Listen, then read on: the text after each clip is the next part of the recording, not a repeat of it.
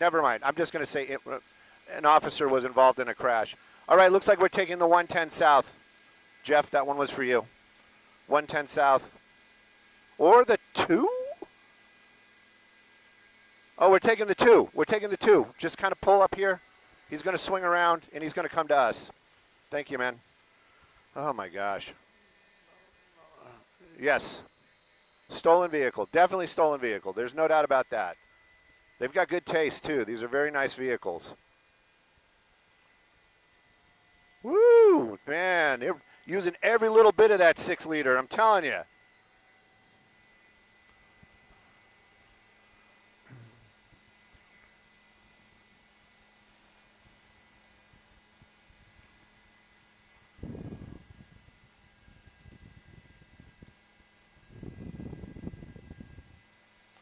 Sorry, I'm pushing buttons. Out of Carson, Nevada. Hope they stopped and got fuel somewhere. Woo! Changing lanes. Changing your mind. Yeah, it was. CBS has got it on the air. What about us? Woo! Little bit of bump. Whoa! Did he hit him? No, he didn't.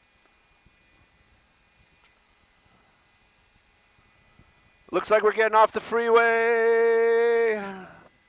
Maybe, yeah, we're using the emergency lane.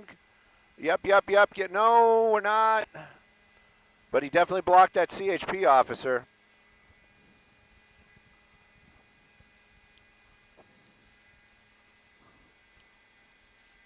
Thank you. I was listening to the scanner, Chris. I wasn't trying to be flippant. I just, but I could have been wrong. Could have been something else, you know?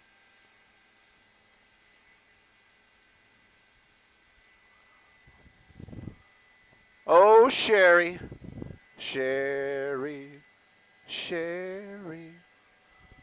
No. You know. Hey, we're on the web. Hey, so if you guys were listening to me singing Sherry and, what was that, Journey? Anyways, let's talk about what we're actually looking at right there. That's a big old GMC stolen out of Carson, Nevada, made its way down the 5 freeway. Him and a buddy, there was 2 vehicles. The other one, actually, there was an accident that happened on the southbound 5 at the 170 involving both of these vehicles. And then that other vehicle kind of took the 170 south while this one took the 5, and now we're on the 2 north. But, I got to say, the other one came to an end. Sherman Way and Saticoy, that guy in custody. If this driver's listening, your buddy's already been taken into custody. This one continues to be going along here. Look at these numbers. We're hitting triple digits. Copy all. 5. Looks like we're going to be picking up the 210 freeway. We're going to be heading into Pasadena. Pursuit going on out here, and we just made our way up into the Eagle Rock area. You can take a look at that. That big old pickup truck actually stolen out of Carson, Nevada. Now, those speeds and that swerving that we're seeing right there, not what we would definitely want to see. California Highway Patrol, they're involved in this chase. Now, I know Roxy is down there, and I got to get you guys all caught up. This one's still going, but there was another vehicle, apparently with some sort of tandem theft that was going on out in the Carson, Nevada area. They were coming down the 5 freeway. That's where California Highway Patrol picked it up, and there was an accident. Officer involved crash. But take a look at that rear tire. I am thinking to myself that rear tire right there might be running a little low. This thing might be coming to an end, and of course at these high speeds and that low tire, especially in the rear, that driver might not be knowing what's going on right now and very concerned about that as well. Take a look at that though, passing around those cars. Now back to the other crash that happened in the North Hollywood area. That was on the southbound 5 right at the 170. It was an officer involved crash. Hopefully everybody's okay. We were continuing on listening to that other vehicle, took the 170, got off at North Hollywood, kind of came to an end near Sherman Way and Saticoy. That driver in custody. This vehicle continued on the 5 freeway, picked up the 2, we took the 2 north, and now we're on the 210 heading down towards Pasadena. That vehicle moving along. That's a big GMC vehicle, Chevy pickup truck. Now, I'm not saying I know exactly the motor in there, but just by the way this thing is moving along, that's probably going to be that big 6-liter that's pushing that truck, and it's keeping up those high speeds. California Highway Patrol right behind it. I'm concerned about that rear tire back there, and I'm also concerned about anybody else that may be on the roads near it. But this pursuit continuing, making our way out towards the Pasadena area. And again, oh, wait a minute, we're still on the 134. So anyways, keeping an eye on it. Oh,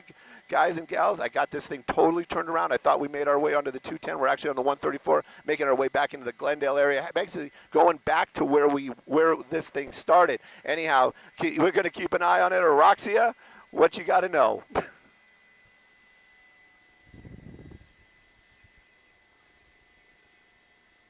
Oh. Yes.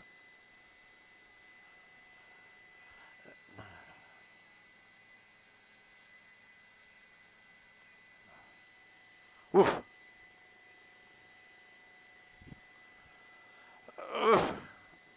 You know what, the entire time we've had eyes on this vehicle, it has been driving this type of erratic. Made a big loop right there. Now we're back on the southbound 5. We went through the Glendale area, came back to that 5, and now we're back on that southbound 5. Not sure if maybe he took the, whoa! Oh my goodness.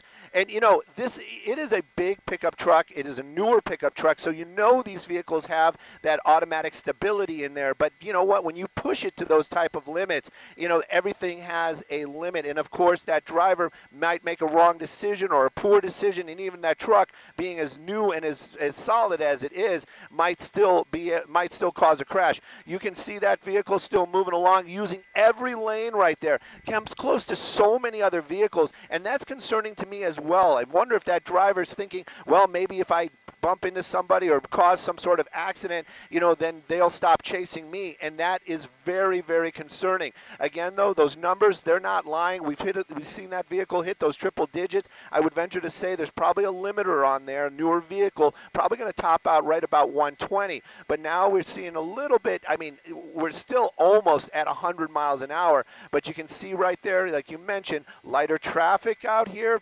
That's a plus-ish, but it also gives that vehicle a lot of room to do all these maneuvers, we're going to call it that right now, and those high speeds, definitely frightening for me. I can't imagine what that officer in that vehicle right behind him is dealing with right now.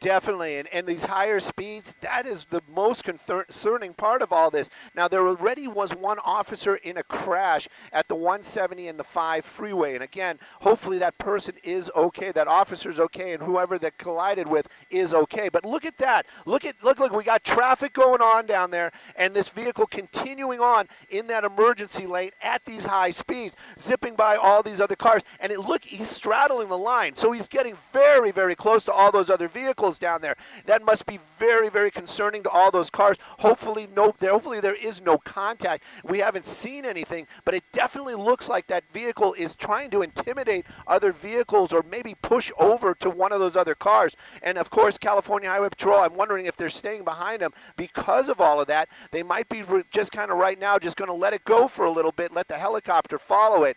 But you can see that truck still making these high-speed maneuvers, southbound 5 freeway. We're in the Glendale area right now, but we're in the Los Feliz area, but you can tell right now that that vehicle is still moving around at a very, very fast speed and weaving in and out of between these cars. That is the concerning part. This part right here, that's probably as slow as we've seen it go the entire time. Whoa, oof. Whoa, whoa, whoa, whoa, whoa. Yeah.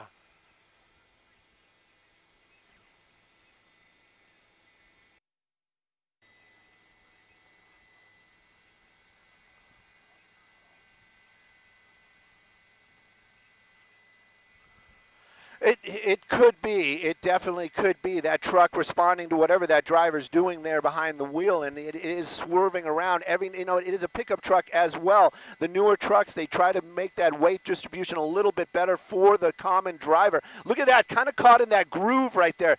As we're continuing on, I think we just made that transition, or maybe not. Looks like we're right up on the gore point. Looks like we're making that transition over to the 110 freeway. This is going to be very tight, and this is going to be a very sharp sharp turn up there. I'm not sure if that driver aware of the area. I did see those brake lights coming on, but this is a spot again where it gets so tight, and if there's any traffic, there could be a problem. Look at that person. Probably saw that in their rearview mirror. Up there's the California Highway Patrol. Maybe they heard those lights and sirens, but definitely was trying to get out of the way of that big truck barreling down on him. Now we're making that turn. There's a California Highway Patrol helicopter. Makes a really pretty picture. But this vehicle, at least I'm seeing a little bit slower speeds. And, of course, everybody else is probably just like, what is going on? Now we're starting to make that transition over to the 110 South. Downtown Los Angeles, I have a feeling that there's going to be a little bit of traffic coming up. And, you know, Roxy, we both are on that same page. You kind of wonder maybe a little bit more traffic might slow these speeds down a little bit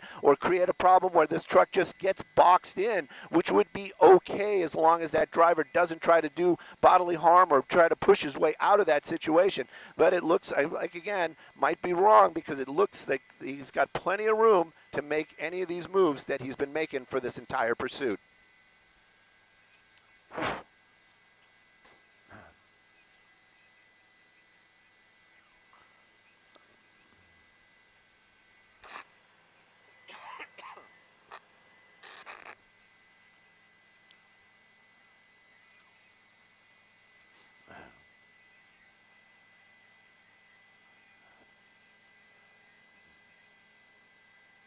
That is the biggest concern whenever we watch these pursuits. I really, truly mean that. I'm always worried about all those folks that this person is just zipping and whizzing by and getting so close to. That could be one of your loved ones out there just making their drive home or going to work or doing their errands, and then you've got this guy just ripping through there. And, you know, again, California Highway Patrol, they're doing what they can. Lights and sirens, warning the public, telling people, hey, basically you need to kind of move over. Look at this. Look at this. Yeah, you know, it's the first time I've seen somebody on that far right driving slow, and I'm appreciating it. Well, that truck did definitely slow down a little bit, making our way over to that transition where it does get backed up, and there's a little bit of usually a little bit of confusion. Take a look. I know that it's going to start getting to that stop-and-go traffic. We make our way through the downtown, whoa, through the Gore Point, making his way over to that off. So now he has that choice. He can get off and basically try to maybe drive through the city area, and or there's an opportunity to get back onto the 110. I have a feeling this driver does know where they're going or does know this area.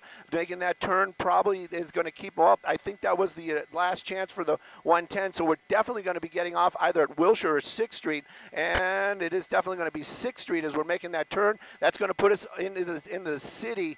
Ooh, it's going to be tough for us to keep an eye on it. I got to work with Jeff as we try to keep an eye on where this truck is going.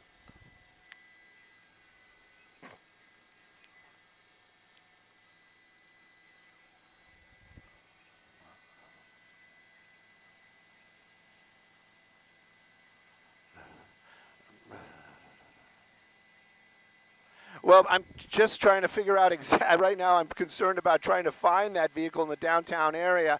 I'm sure Jeff is going to shout it out when he starts seeing where this thing is.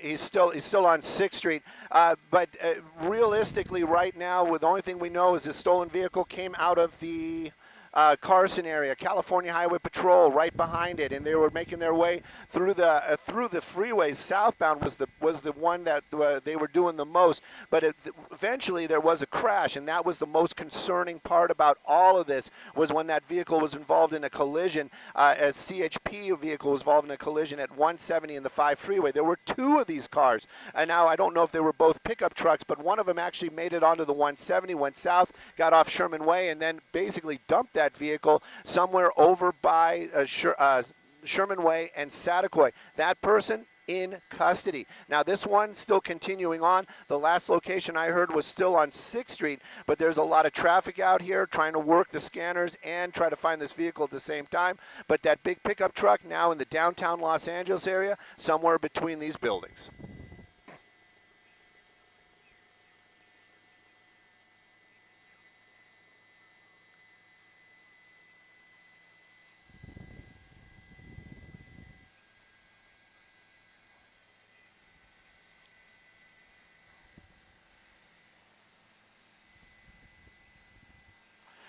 Yes. Now, I don't know if they were both pickup trucks. I did hear them describe one as a black pickup truck, and this one is clearly gray.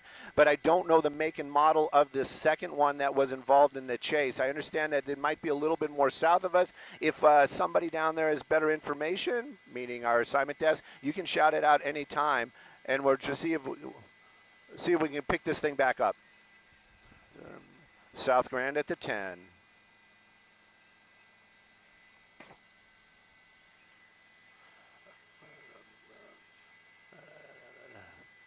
Those type of, that type, you can pick this thing back up. So would these two people have South been... Grand at the 10. Would these two people have been in... Do they know one another? Is this connected? Or is this two separate incidents? What do we know about that? Those that type of information, I can't really. I would venture to say that they probably somehow knew each other.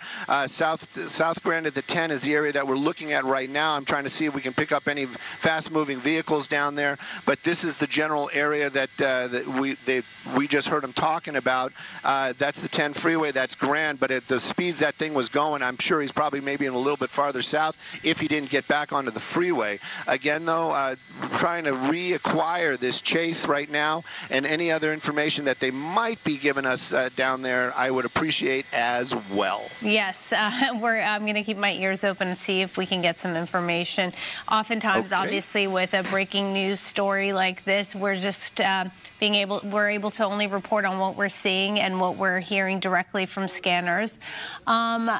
I'm kind of scanning my eyes down below as well. I know it's tricky, isn't it? You feel like you have a good eye on the vehicle, and then very easily, with just one exit or a couple turns, and you can lose it. I mean, gray's the kind of color that blends, too. There are so many gray and white vehicles on the roads. He's definitely on the southbound 110 somewhere. We're trying to pick him back up right now. I'm kind of glad that they took a freeway. But right now, I saw a couple of CHP units moving along pretty quickly. But I think these guys are actually behind the curve as well, much like me this afternoon. So we're going to keep an eye and see if we can pick it back up. But definitely moving southbound on the 110 freeway. We're probably going to do that transition as well, but right now just still looking for that actual chase on the southbound 110. You know, oftentimes one of the questions I know you get asked, because you cover these things a lot, is how often do these suspects get away? And sometimes they do.